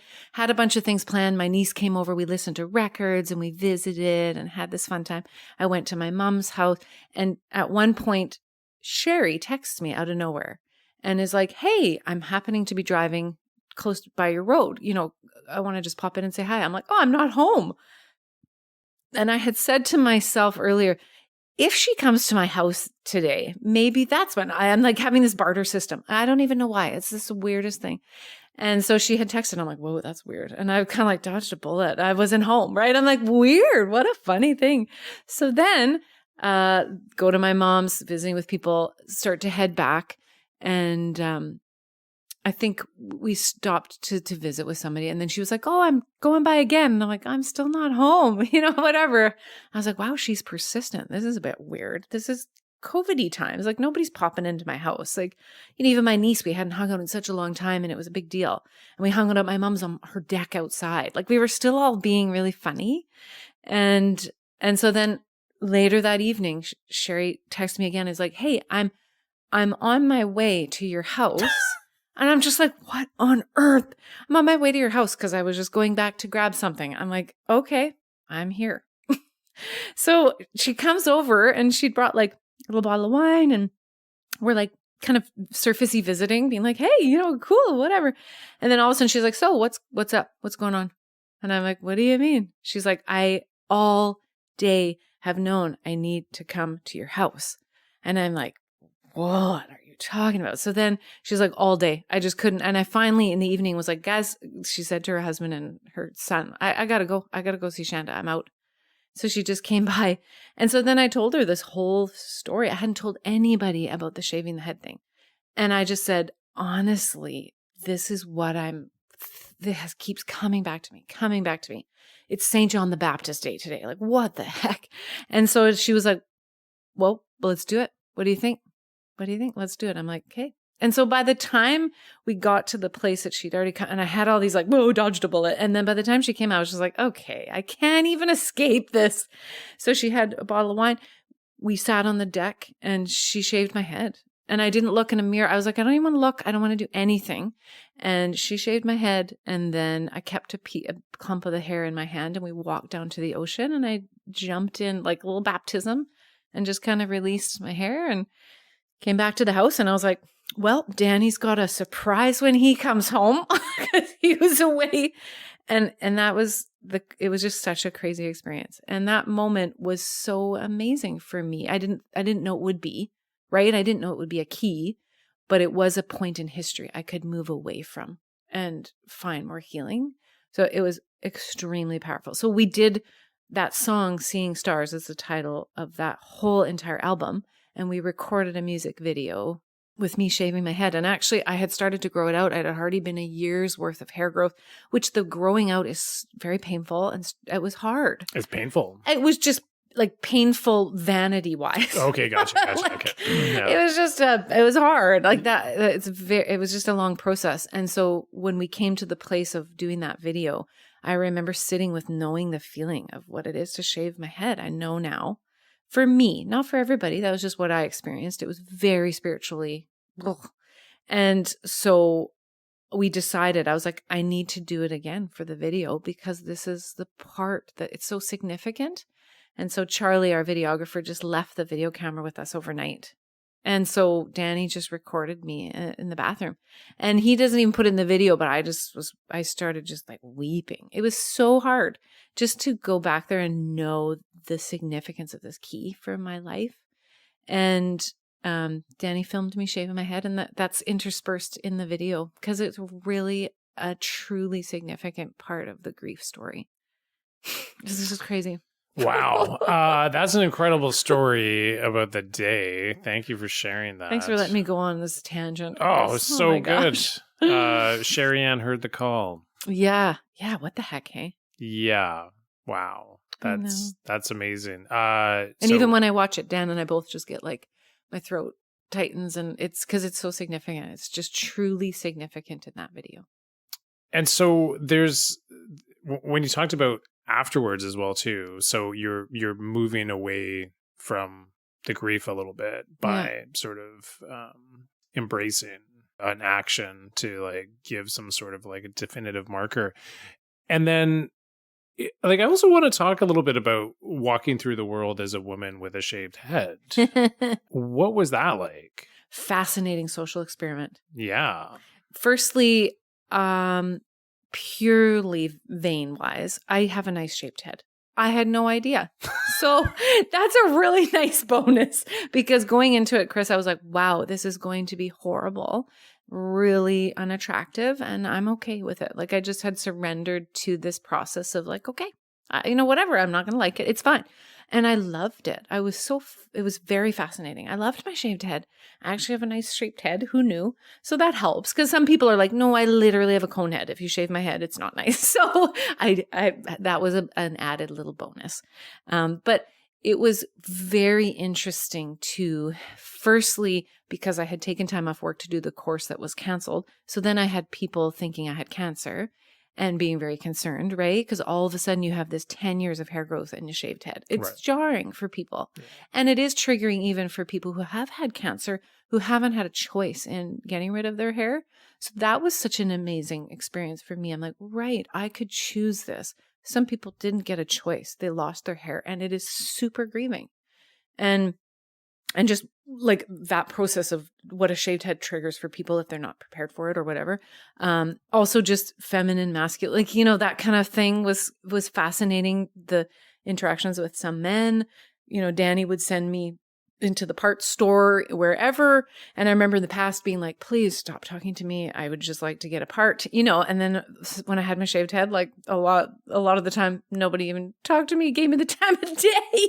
And I was like, this is awesome. I could kind of hide. It was kind of nice. There was elements of that were really lovely. Like I felt like I felt really vulnerable at times. So even at the very beginning, I would get a bit teary-eyed.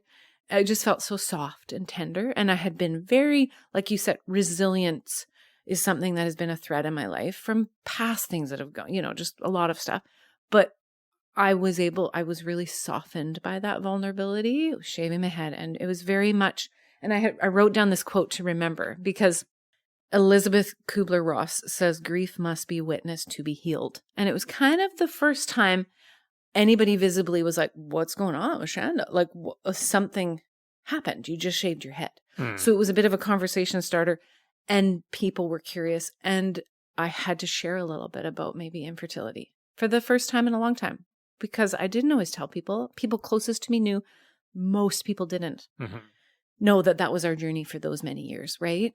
And so it was kind of open to conversation, and it was me being vulnerable. And I remember a couple times even being like, Dan, will you come to the driftwood with me and just be with me? Because I felt really vulnerable, really soft, quite tender.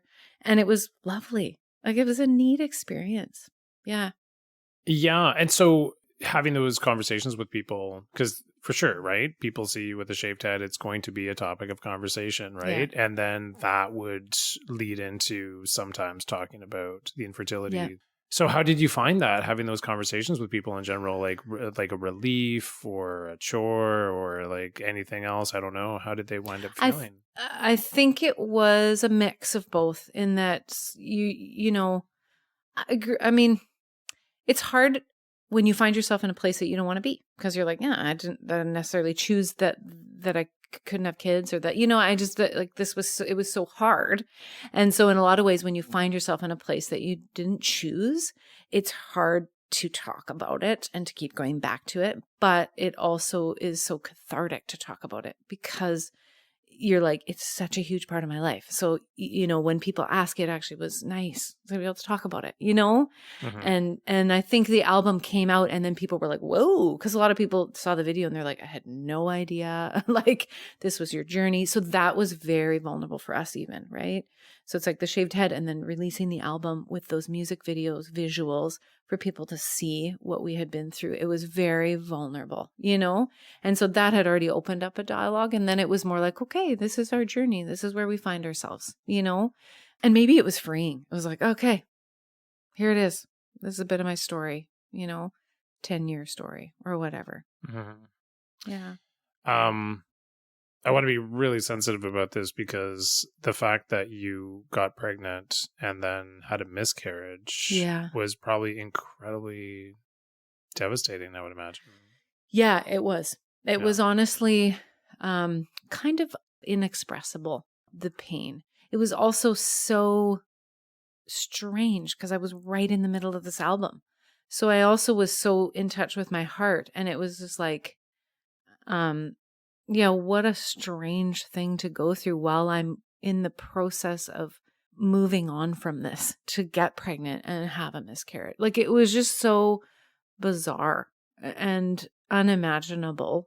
And I think it just fueled a bit more of maybe the power behind the album and why it matters to me so much, because I can hear it in some of the singing. It's in there, you know? And this is the thing about art and about anything you do. It's like a real book versus reading a book on your computer, you know, like the essence of the people that have read it and touched it. And like, you just really can't deny it.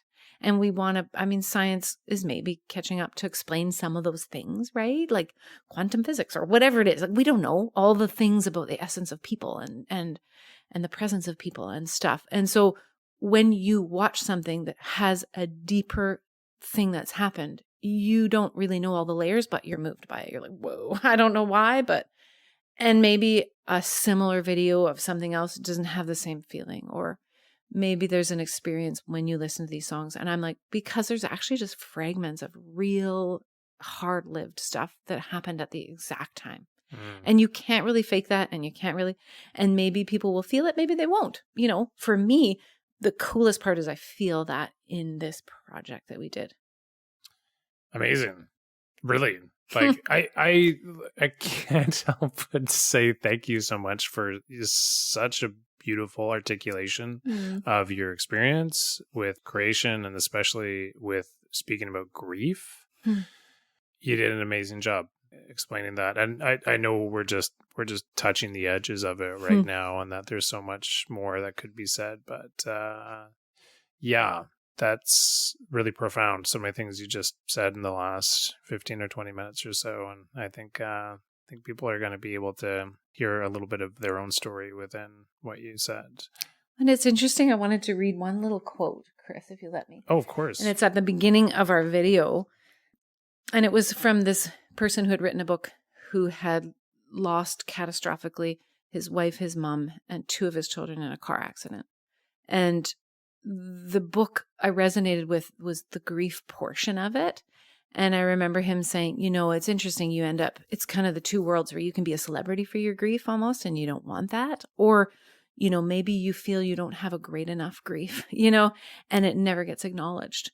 Right. And both are important, significant pieces. Cause he's like, if you stay in your grief of being like, well, not to the degree that this man has suffered, but I felt like sometimes I'd be like, yeah, 11 years. You'd say it and people would be like, oh shit. Like I didn't know anybody that had had that long or had done. I just didn't know. And it's like a bit of a weird thing. Sometimes people are like, whoa, like literally 11 years, you did all those things in Tridal, and so you can stay there and you can also stay a victim, right? In that place. Or if you have some grief that you've experienced and maybe you don't see it as that extreme, but that grief matters and that loss matters, right? Like you can't do the comparative thing. And otherwise then the person on the other end comes out on the losing end and they are not acknowledged in their pain, right? Mm-hmm. So it's like the two are so important with the sides of this coin, right? And in that same book, this man, he said, the quickest way for anyone to reach the sun and the light of day is not to run west, chasing after the setting sun, but to head east, plunging into the darkness until you come to the sunrise. And that always impacted me because it was like, sometimes you just got to go into that deep place and then you'll come out the other side. But it's really painful, Yeah. It's really painful, but you also can't stay there forever. It's painful, but you could stay in a perpetual state of victimhood as well, right? And that would be something that I have really fought to do, is to come out the other side. Yeah. Well, let's go there. Let's come out the other side because, as we mentioned at the very beginning of this interview, you are pregnant right now. Right. Yeah. I know. It's so crazy. So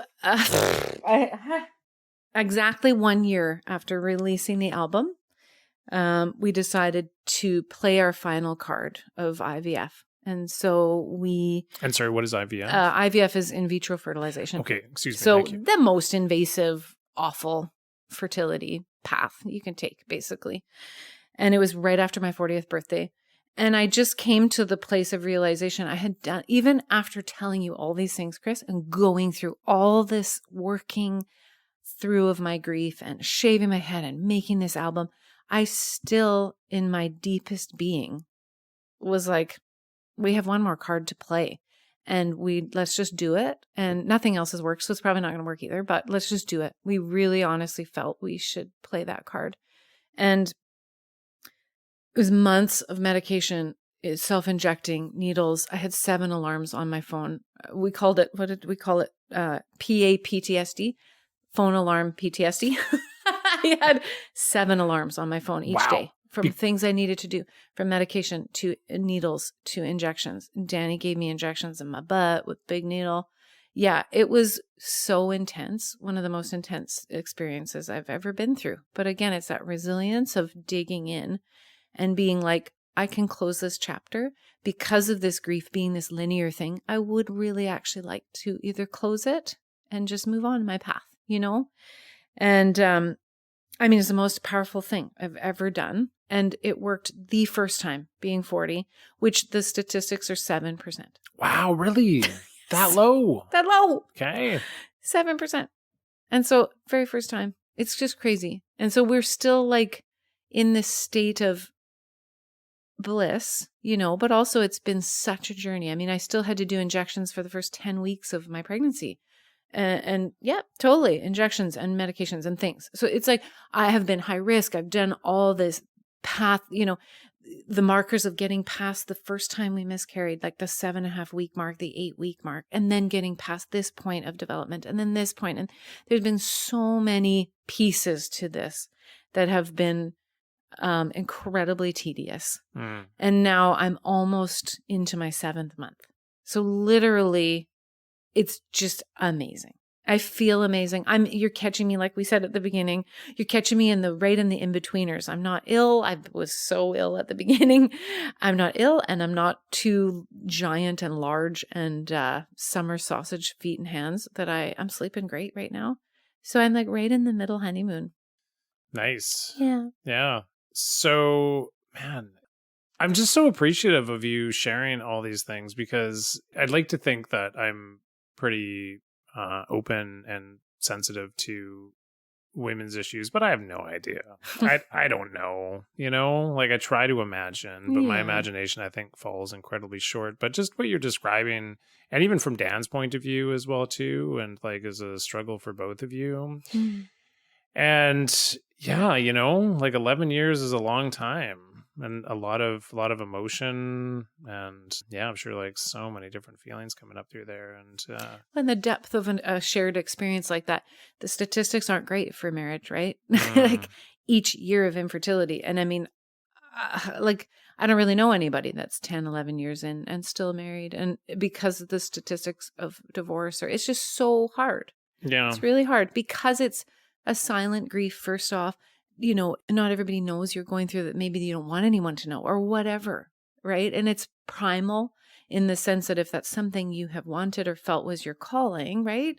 Because some people, that's not what they feel or their calling at all in life. And I think that's the most amazing thing. I remember meeting people that knew that and I'm like, what a great thing. You know that? Like how awesome the wasted energy that you would give to something, right? Because I've just a lot of wasted energy because of the pain, not wasted, but just, that's something so deeply in me that I couldn't move past. And so for Dan and I, that shared experience, I mean, we just are deeper. And I think part of it, I honestly think our tower kind of fed into that because we spent so much time together, right? We had 4 years of 7-month periods of being in the forest together. Mm-hmm. And then we lived in a closet, 100 square foot house, right? And then we moved into our house and have built this together. And then now we're pregnant and we're going to, be parents. And honestly, I think that has made us so close because we've spent so much time facing each other and we couldn't really get away. And not in a bad way, we didn't want to, but often when there's no distractions and all of that's taken away, you just truly either you get deeper together or you grow apart. Like there's just kind of no between area if you're going to be living that intimately close physically, but also just going through something so intense, right? Yeah, I would imagine being able to communicate well is really high on the list of reasons why things play or just communicating at all. Yeah, right. Honestly, right? Just communicating. That's Yeah. the first key. If you can just communicate. And then on top of it, you're right. Danny's such an incredible communicator with me. And through all this stuff, we have been able to still communicate, which matters. And that's the thing that I think has saved us. So from this experience, because we change as we age and we go through different experiences in our lives, how do you think this experience has changed you in terms of how you perceive the world, perceive your life, and perceive other people going through this challenge for over a decade? Because you sound very optimistic and positive about things, and you don't have to be that way, right? And so how do you think that this experience has like impacted how you perceive the world and other people? I feel like a practice that I have worked really hard at is not to be bitter. And that's something I've actually had to work at as a practice. Because there's so many times that I could have been bitter or that I have. I've even gone down those paths a little bit, bitter and just resentful or pain, right? And I've seen it and I'm like, ugh, I can't stay there. I can't stay there. It's exhausting. It's actually so exhausting to nurture bitterness. Mm-hmm. It takes everything from you and it requires so much maintenance, So I just was like, I'm going to choose to not be bitter. And I feel like in my own life, prayer and a spiritual aspect to my life has been sort of an anchor. But everybody has some sort of, not everyone, but I would say people who choose to have some sort of spiritual anchor or whatever. That's a huge help in grief and for fighting bitterness. I think also the compassion that I have if I know somebody has a hidden deep pain or something that they don't maybe get. I mean, mental health is another one. It's not obvious, right? So you don't maybe get all the resources or you don't get all the attention or you don't get all the comfort that someone would who has a physical injury that everyone sees, right? So I have a lot of compassion in that way for those hidden things, the pain, and maybe just a tenderness. And I've had people over the years that I know have had their own pain and the way that they have comforted me or been gentle to me, I'm like, you get it. There's just a difference in that tenderness and the way that they have just been kind, And I think even meeting people who've done IVF, I'm like, oh, you have? Like, I just have such a different, people would say, I've done IVF. And now I understand. Oh my goodness. How are you doing? Right? Yeah. Like, did you have a mental breakdown? Because it's just the craziest, hardest thing. But then also to get to that journey, obviously, most of the time, they've already gone through years and years of infertility, right? So then there's that pain on top of it. So it's just a bit of I have an awareness of what that means when someone says it. I'm like, yeah, that's loaded. So much compassion. And even infertility, maybe they didn't do IVF, or just the loss of that, if you had wanted to have children, the pain of that, right? The primal pain, because this is how people come into the world. It's primal. It is. And so the depth of that is hard to explain for people unless you've gone through it or that's been your story, right? So I think I just have so much more compassion to the depth of that. I even have an aunt who never had kids, and I have such an understanding of her now. And I'm like, wow, just there's a kindness there that I'm like, I get it. I get some of the things that I didn't get as a kid, Mm-hmm. I think it's just compassion and maybe a tenderness to people when you don't really know what's fully going on. Yeah. Yeah. Well, that's what a big part of this show is about, is really getting to understand people and their particular life experiences. And if people want to share some harder truths about their lives, I really think it gives us an amazing opportunity to be empathetic and to see the world through that person's eyes a little bit better, and be more compassionate, because it seems like there's an infinite amount of room for compassion in our world, right? Just that we don't know, right? That's what's fascinating. We can have an idea of somebody and we just don't know. No, we just don't know. And you just describing the 7 alarms on the clock and injections, like, it's just such a vague idea of what you're saying. I'm like, that sounds like a lot, but I'm sure the actual truth of it was like even way more than a lot. Yeah. Anyway, so pretty cool that it's at the point that you're at right now, where your child is going to be due September 1st, and yeah, where do we go from here? What is there anything else that you wanted to talk about that we didn't actually? Sorry, here's a question I forgot to ask you, because we're talking about you being a mother, and I asked about your dad. What is your mother's first name? Suzanne. Sue. Yeah, Bob and Suzanne. Yeah, they paved the way. If my parents hadn't come to Pender from Alberta, bought a sailboat and came, we wouldn't be here.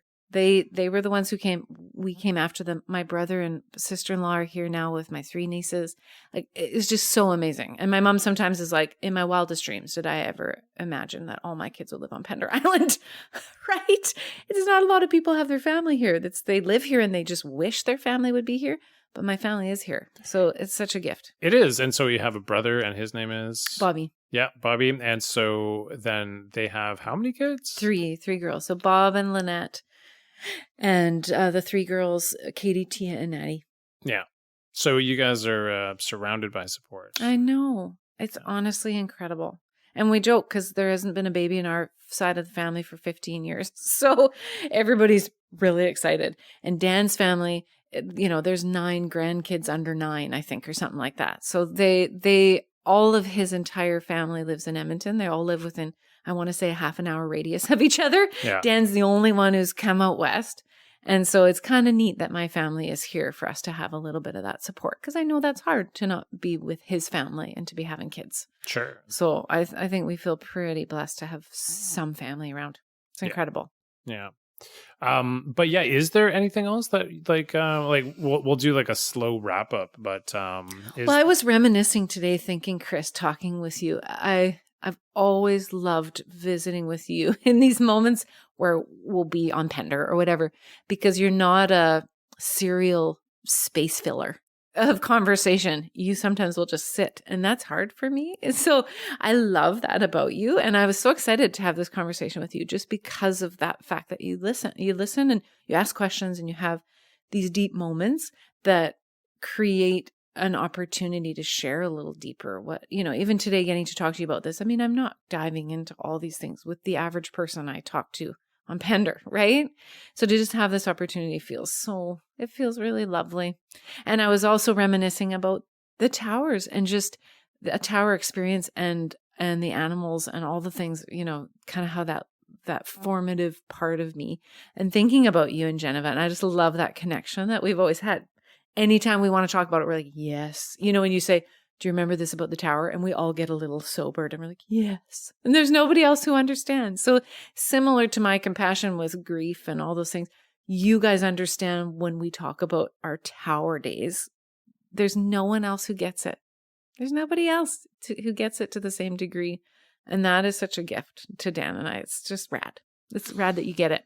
Yeah, I appreciate what you said today. It actually really stirred up a lot of memories when you were speaking about it for me. Memories I haven't had in a while because I haven't really thought about it. It's been 9 years since Jennifer and I did that job, but man, it was something special. It was really nice. It's so difficult, near impossible to explain to people how impactful and how just incredible of an experience it was to be by yourself and live out in the forest. And there was support. If anything went wrong, you could like make a phone call and like they would fly a helicopter out and come to the rescue, but not when it was dark. When it was dark, you're out there by yourself. And it was such an intense, soft experience at the same time. Yeah, it was really, really a lovely experience doing that. What do you have in mind for your child coming into the world? What are you looking forward to sharing with your child and teaching your child? Have you been thinking about that? Have you been putting thought into that? Yeah, I think it's so fascinating to actually be here and to be able to allow myself to just think about that and have it be real instead of be painful, instead of be the loss of that opportunity or whatever. So I think the biggest thing I'm so grateful for is to be on Pender, to be able to have kids on Pender. Just such a wonderfully different experience. I feel like there's a little bit of a longer prolonging of childhood maybe and innocence with some of the kids getting to, I don't know, I loved it when my nieces were here and they were younger. I remember it was like, it's totally cool to buy a new to you gift for your friends and bring it to a birthday party. Like it's not cool, And I'm like, I love that. I love that culture. And there's just so many things that I feel really excited about experiencing on Pender and the nature that feeds my soul. I live in the forest. We built a house that looks like a fire tower. Not totally, but basically. So I can't wait for them to be a part of that experience. But I realize one of the biggest things through this whole pregnancy has been not putting any expectations on this little life that had no choice in the matter and doesn't know 11 years of infertility. Right? So I'm working on the practice of you're not solving a problem. You're not coming into the world with the weight of this, like you are our everything. You're not our everything. We are a family, you're a member of our family. And this is a soul that we have the opportunity to nurture and be responsible for, but we have no ownership over this soul. And it's just such an amazing thing to release that expectations and pressure and all those things from 11 years of wanting, right? That can be a lot for a little life. So that's what we're working on right now. It's just like, that's all there, kind of moving past that. That'll be a conversation we have, of course, with our child or children, hopefully, but we definitely want them to just be free. That's amazing. Wow. I don't think I would have imagined that way. Just trying to find the most appropriate words right now. I think that's really, really wise what you just said. Thanks, Chris. Super cool. Anything else? Any last words you want to end off with for the people of Pender and other people listening outside of our little island? Oh, man. Thanks for letting me talk. And thanks for just going with me on these threads of thought and sort of ideas, and hopefully it makes sense. But yeah, I just feel like it's an honor that I can talk about it, and it feels really cathartic to talk to you about it in such a sweeping way. I haven't really done that, where from the beginning, talking about being a kid and being in the forest and just how that fed into so many of these identities and music and And because a lot of people have even asked me about, like, are you playing music to your kid? And I'm like, I'm not really. Like, I feel almost guilty. We're playing music, obviously, but I'm not like so intensely devoted to that, which is funny because, again, it's my identity. I have so many parts and facets to me, and it's one part. It's been coming up a little bit more lately, actually. And I think maybe it's because this child's ears are developed now and they can hear. And so they can actually hear stuff now. So it's sort of on my radar suddenly. I'm like, oh, okay. That's interesting. I want to think a bit more about that, how I can incorporate my music or what I want that to look like even before they're born. So maybe that'll be my next chapter, is reporting back to all the new songs I write between now and when I give birth. Oh, that's cool. That's cool. Yeah. Thank you so much for doing this, Chanda. Thanks, Chris. All That right. was wonderful. All right. We're done. We're done. Thanks, Chris. That was just lovely. Yeah, it was pretty lovely. That was really great. Thank you. Oh boy, wasn't that great? I really, really enjoyed speaking with Chanda, and I hope you enjoyed that as well too. That was super fun for me to get to reminisce about those tower years. So thank you again to Chanda for doing that interview. It was a long time in the making, and it seems as if when these interviews are meant to happen, they're meant to happen. I want to thank Ben McConkey for providing the theme music for this podcast. And if you are at all interested in getting your own personalized audio memoir done, again, you can reach me at myaudiomemoir@outlook.com. And I'd be more than happy to answer any questions that you have. There is a link for that in the show notes. And last but not least, I want to thank you for showing up and listening to this. So thank you, and until next time.